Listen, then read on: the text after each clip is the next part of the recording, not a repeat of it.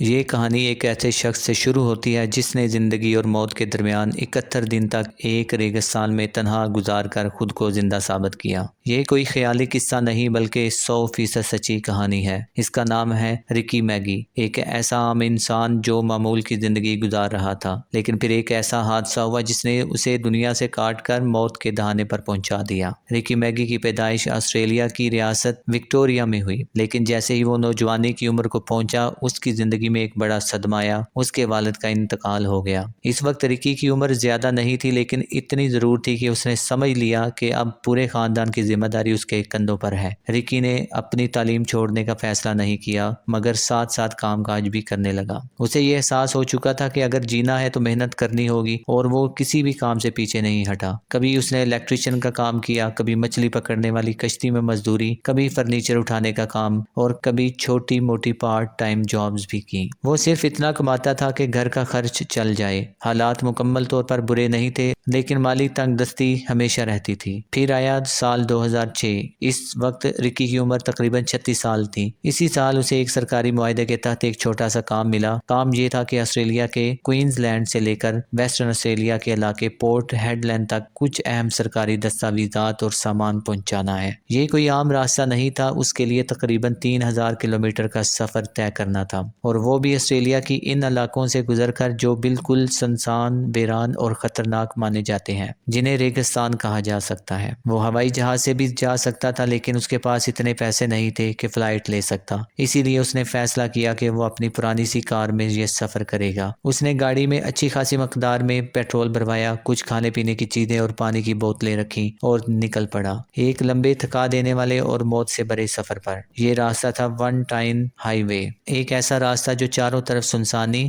گرم ریت اور تپتی ہوئی زمین سے گھرا ہوا تھا، جہاں نہ موبائل کا سگنل آتا ہے، اور اگر گاڑی خراب ہو جائے تو مدد ملنے کی کوئی امید نہیں رہتی۔ رکی اپنی پرانی کار میں ریڈیو سنتے ہوئے آہستہ آہستہ سفر کرتا رہا۔ دوپہر کو جھلسا دینے والی دھوپ اور رات کی ہڈیوں میں اترتی ٹھنڈ کے درمیان اس کا سفر جاری تھا۔ اسی دوران جب وہ ایک ایسے علاقے سے گزر رہا تھا جہاں سینکڑوں کلومیٹر تک کوئی زیرون نظر نہیں آتا، اچانک اس نے سڑک کے کنارے ایک خراب گاڑی دیکھی۔ اس گاڑی کے پاس 3 آدمی کھڑے تھے۔ انہوں نے رکی کو ہاتھ دے کر اشارہ کیا اور مدد مانگی۔ رکی رکا، انسانیت دکھائی اور ان تینوں کو اپنی گاڑی میں بٹھا لیا۔ کچھ ہی فاصلے پر چلنے کے بعد ان میں سے ایک نے کہا کہ پیاس لگی ہے۔ اس نے رکی کو ایک بوتل دی جس میں مشروب تھا۔ رکی عام طور پر اپنی بوتل خود کھولا کرتا تھا، لیکن اس دن نہ جانے کیوں اس نے وہ بوتل انہی میں سے ایک شخص سے کھلوائی اور بغیر سوچے سمجھے ہی پی لی۔ بس وہیں سے اس کی زندگی ہمیشہ کے لیے بدل گئی۔ اس مشروب میں کوئی نشہ آور دوا ملی ہوئی تھی، ایسی دوا جو فوری طور پر ہوش و حواس ختم کر دے۔ چند ہی منٹوں میں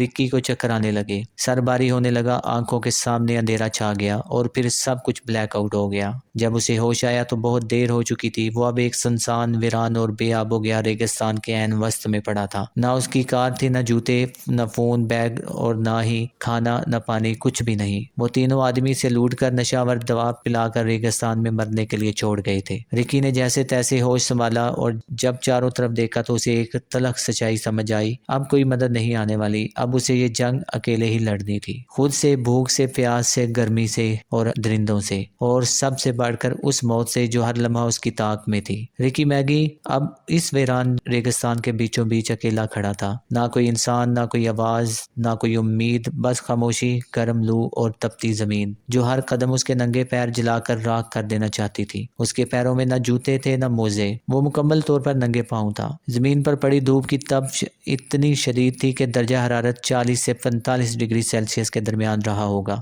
ریت اتنی گرم تھی کہ وہ انگاروں کی طرح لگ رہی تھی، لیکن رکی جانتا تھا اگر زندہ رہنا ہے تو چلنا ہوگا۔ ہر قدم موت سے ایک نئی جنگ کا حصہ تھا۔ گرم ریت پر ننگے پاؤں چلنا، جبکہ نہ جسم میں پانی تھا، نہ کھانا، اور نہ ہی کوئی انسان آس پاس۔ ہر قدم ایک نئی اذیت دیتا تھا۔ اس کے پیر جلنے لگے، چھالے پڑ گئے اور جلد جگہ جگہ سے اکھڑنے لگی، لیکن وہ رکا نہیں۔ دوپہر چڑھنے تک سورج کی تپش ایسے محسوس ہونے لگی جیسے آسمان سے آگ برس رہی ہو۔ جسم جھلسنے لگا، آنکھیں پتھرا گئی اور ہونٹ سوکھ کر پھٹنے لگے۔ پیاس کا عالم یہ تھا کہ اس کے گلے سے آواز بھی نہیں نکل رہی تھی۔ وہ گھنٹوں تک بغیر رکے چلتا رہا۔ اس کا جسم اب جواب دینے لگا تھا، لیکن اس کا دماغ اب بھی زندہ رہنے کی امید پر کام کر رہا تھا۔ اور تب اچانک اسے دور کہیں ایک سراب نظر آیا۔ اچانک اسے محسوس ہوا جیسے دور کوئی جھیل ہے، کوئی پانی کا تالاب۔ وہ لڑکھڑاتے ہوئے ڈگمگاتے قدموں سے اس سمت دوڑا، مگر جیسے ہی وہاں پہنچا وہ صرف ریت تھی، آنکھوں کا دھوکا۔ اس نے ہاتھوں سے ریت اٹھائی لیکن پانی کا ایک قطرہ بھی نہ تھا۔ اب اس کا جسم ٹوٹنے لگا تھا، لیکن اندر کہیں ایک کونا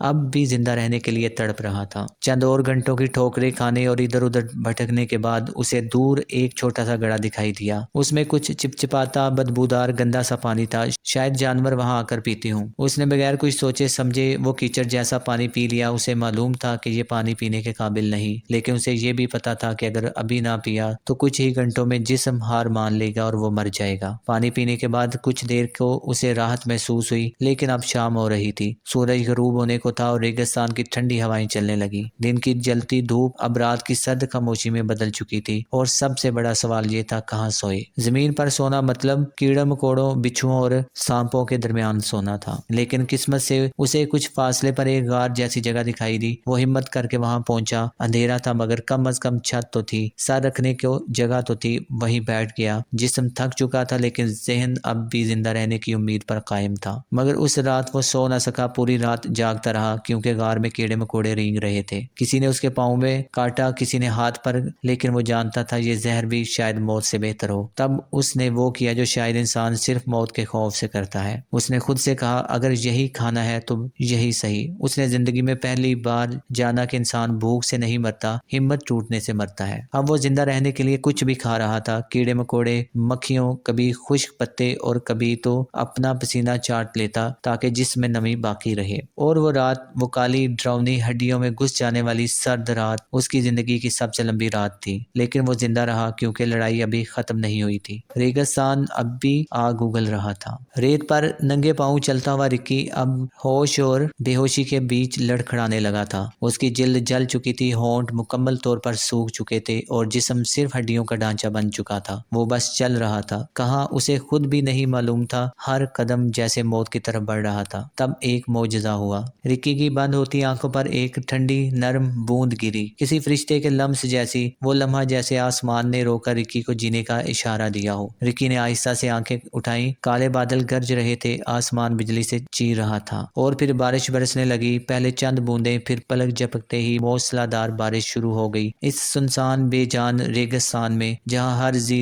روح مر جاتی تھی، وہاں قدرت نے جیسے زندگی برسائی تھی۔ رکی نے ایک لمحہ بھی ضائع نہ کیا، وہ گھٹنوں کے بل گرا، دونوں ہاتھوں سے زمین کھودنی شروع کر دی۔ اسے معلوم تھا یہ موقع آخری بھی ہو سکتا ہے۔ اس نے 3-4 بڑے گھڑے کھول ڈالے، ہر گھڑا جیسے اس کے لیے زندگی کا پیالہ تھا۔ بارش کا پانی ان میں بھرنے لگا۔ رکی بار بار ان گھڑوں سے پانی نکال کر پیتا رہا، جتنا پی سکتا تھا پیتا رہا، کیونکہ وہ جانتا تھا یہ بارش کب تھم جائے کوئی نہیں جانتا۔ رکی کی بند ہوتی سانسوں کو جیسے پھر سے ہوا مل گئی، اس کا سوکھا گلا، پھٹی ہوئی زبان ہر گھونٹ میں زندگی محسوس کرنے لگی۔ تقریباً 1-2 گھنٹے بعد بارش تھم گئی اور پھر وہی بے رحم سچائی واپس آ گئی۔ ریت نے آہستہ آہستہ سارا پانی نگل لیا، جو کچھ بچا تھا وہ زمین کے اندر سما گیا۔ رکی خاموشی سے خالی گھڑوں کو دیکھتا رہا، اب ان میں صرف کیچڑ بڑا ہوا تھا، لیکن اب اس کے اندر دوبارہ جینے کی آگ بھڑک چکی تھی۔ تب رکی کو اس ریگستان میں تقریباً 60 دن ہو چکے تھے، ہر دن اسے صدیوں جتنا لمبا محسوس ہوتا تھا۔ اس کا جسم اب صرف ایک ہڈیوں کا ڈھانچہ تھا، ہڈیاں باہر جھانک رہی تھی، چہرہ پہچان سے باہر ہو چکا تھا۔ کبھی چلتی ہوئی گڑگڑ کو پکڑ کر کھا لینا، کبھی اپنا پیشاب پی لینا، اور کبھی صرف کیڑے مکوڑوں سے پیٹ بھر لینا۔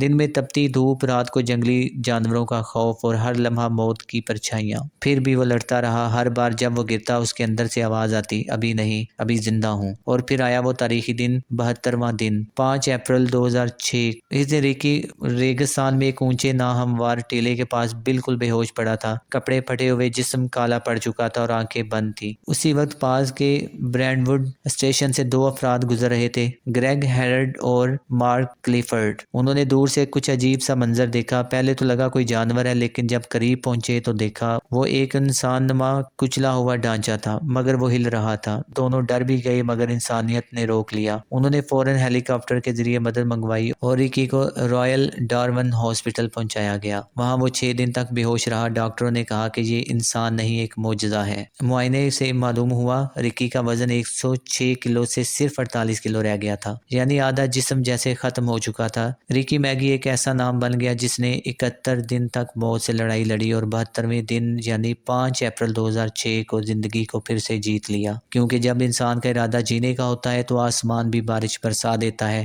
ریت بھی پانی پلانے لگتی ہے اور موت ہار مان لیتی ہے۔